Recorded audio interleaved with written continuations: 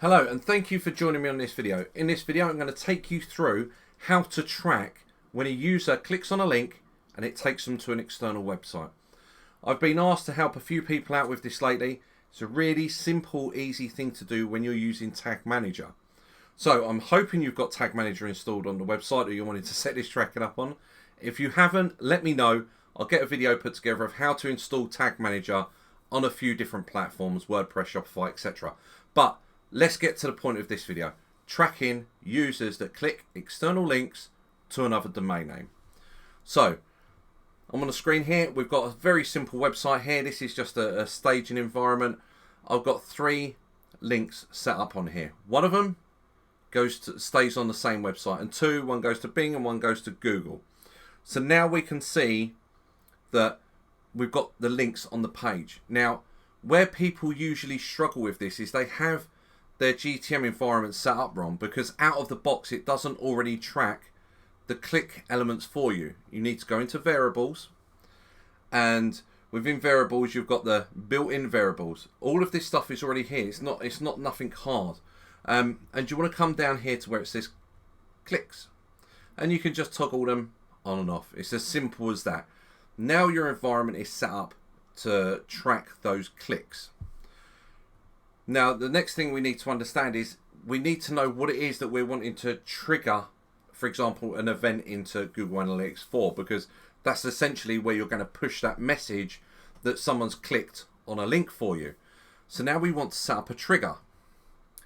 So now you can see I've got a few triggers in here I've been testing. The one that is important for this video is the click out. So you can see I've come in to choose the trigger type. I want just links, right? And you can see I've chosen that I want some link clicks. So I don't want all of them, I just want some of them.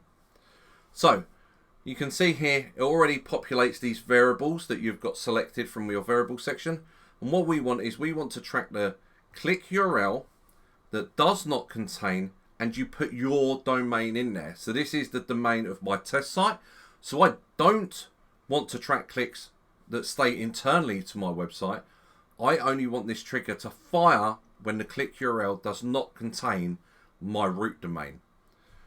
So if we go back to here, essentially what I'm telling Google Tag Manager is to trigger something, which we're going to set up in a moment, only when the click link does not contain my domain, which is up here. So from the trigger that I've set up, you can see I shouldn't track this, or it shouldn't do anyway, hopefully, but it should track the links to Bing and Google, and that could be any other website you want. So now we've got that set up, let's get an event set up, because essentially that's where you're wanting to track what's going on. You're wanting to send that information to your analytics, then that way you can report on it. So then that way you can actually see what's going on, because it's not going to automatically do it for you. But if we set up an event, you're now sending that information into Google Tag Manager, through to Google Tag Manager to Google Analytics within your event section. So that way you can start to understand where users are going, essentially. So let's get that set up now. So we're going to come in here and we're going to select our tag configuration. We're going to use Google Analytics Universal Analytics. There is GA4. I've been doing a lot with that lately, but let's just keep it simple here. We're going to want to track an event. And obviously down in our Analytics setting, we want to put in your GA variable that you've got there. Now, this is just the way that I do it. You can code this up, whatever, you can lay out your event, should I say, in whatever way that you want. I usually call this clickouts. So then that way in Analytics, I've got a category which is clickouts, which I know that I'm going to see this information. Now, the good thing with Tag Manager is it will do some stuff dynamically for you. So within event action, this is the way that I like to do it. I like the event action to be the actual URL of what's actually been clicked. So then that way I know in my clickouts, my action is going to be the actual link that someone's clicked on. And then the other bit that I like to know is what page is performing best for that action, depending on what way you're looking at it. But essentially what this is going to give us is going to give us an event in Analytics that says clickouts. It's then going to pass us the actual click URL, the URL that someone's clicked on, and it's going to tell me what page that that click has happened on. So now once all of that's set up, we then need the trigger, which is what we just set up a moment ago, which is our click out.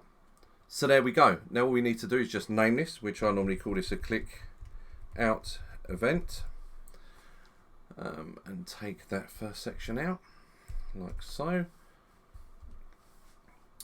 and save. So now we've actually set up the variables to be able to track what's going on. We've set up a trigger based on the fact that we know we want to track someone that's going to an external website, and we've now set up an event. So the last thing we need to do is just preview it.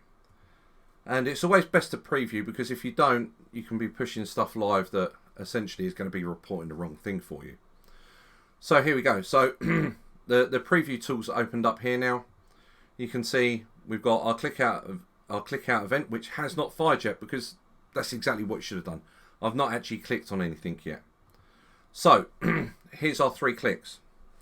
So let's click on our own website first. You can see it's opened up in a new tab there, and we can come through and we can see here's the link click. Now you can see here no tag was fired, right?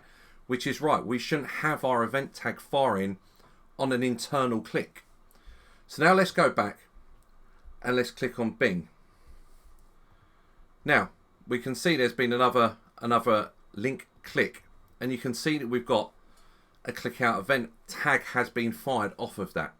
So now if we open that up and we actually we can see here it's got like GA, click URL, page URL. So that doesn't really mean much, but within the preview tool you've got values up here. So when we open that up, we can actually understand what it is that's being passed now. So we can see the action is the URL that I just clicked, which is the one to Bing, which is exactly what it should be passing.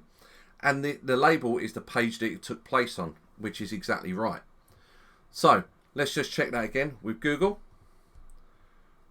We can see now we've got another one, and again the same tags fired. And then once we dig into that information, we can see here that again it's passing all of the correct information that we're wanting. So let's just double check that by clicking on our own link again, just to make sure that everything's as it should be. So here's the click here. We can see no tags being fired. And that is exactly how you set up your external click tracking.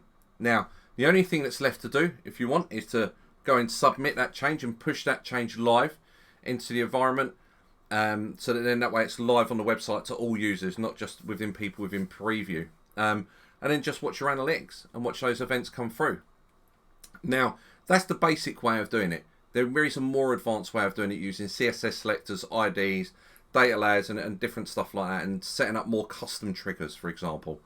If you would like a video on that, then just let me know. If you've got any questions, just reach out to me and I'll get back to you on them. And I hope to see you on another video soon.